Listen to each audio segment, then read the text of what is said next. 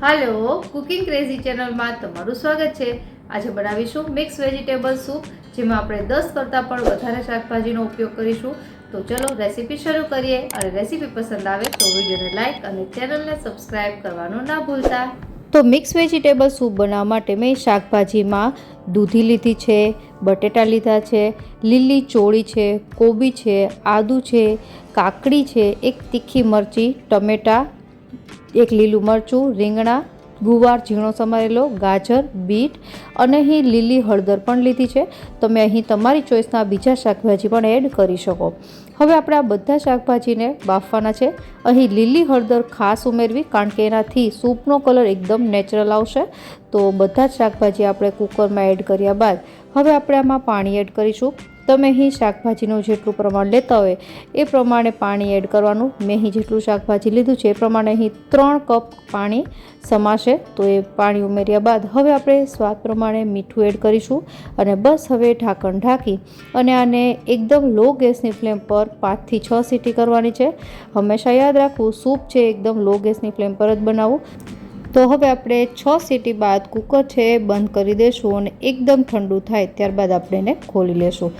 તો કુકર છે એકદમ ઠંડુ થઈ ગયું છે, એની સાથે જ પ્રેશર રિલીઝ થાય ત્યારબાદ જ કુકર ખોલું તો તમે જોઈ શકો છો કે એકદમ સરસ રીતે શાકભાજી બફાઈ ગયા છે। હવે આ શાકભાજીમાં તમે બ્લેન્ડર પણ મારી શકો, પણ હું અત્યારે બ્લેન્ડરની જગ્યાએ જે આપણે ઝેરણી હોય છે ઘરમાં એનો જ ઉપયોગ કરું છું, કારણ કે આમાં અમુક શાકભાજી છે એ આખા રહેશે, તો જ્યારે તમે સૂપ પીશો તો એનો જે ક્રંચ છે એ ખૂબ જ સરસ લાગે છે। જો તમારે અહીં બ્લેન્ડર પણ યુઝ કરવું હોય તો કરી શકો। તો આવી રીતે ઝેરણીની મદદથી સૂપ છે એને આવી રીતે ઝેરી લેવાનું છે, અને તમે જો થોડીક જ વારમાં એક પરફેક્ટ કન્સિસ્ટન્સીવાળું આપણું આ જે સૂપ છે તૈયાર થઈ જશે। પણ હજી આ સૂપમાં આપણે 1 ટીસ્પૂન જેટલો કાળા મરીનો પાવડર એડ કરીશું, અને ત્યારબાદ 1 ટેબલસ્પૂન જેટલા લીંબુનો રસ, ફક્ત આ 2 જ વસ્તુ ઉમેરવી અને મિક્સ કરી લેવું। તો આપણું આ સૂપ તૈયાર છે। એકદમ નેચરલ વસ્તુથી જ અને ઓછી મહેનતમાં ફટાફટ બની જતું આપણું આ મિક્સ વેજીટેબલ સૂપ છે એ તૈયાર થઈ ગયું છે।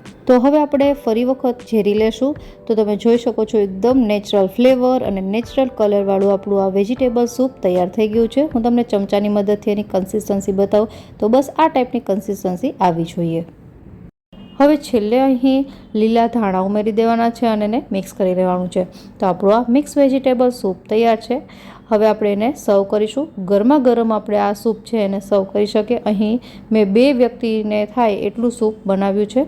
તો છેલ્લે અહીં મેં બાઉલમાં ઉપરથી લીલી હળદર અને આંબા હળદરથી એને ગાર્નિશ કર્યું છે। આશા રાખું રેસીપી જરૂરથી પસંદ આવી હશે। ફરી મળીએ નવી રેસીપી સાથે, ત્યાં સુધી બાય બાય।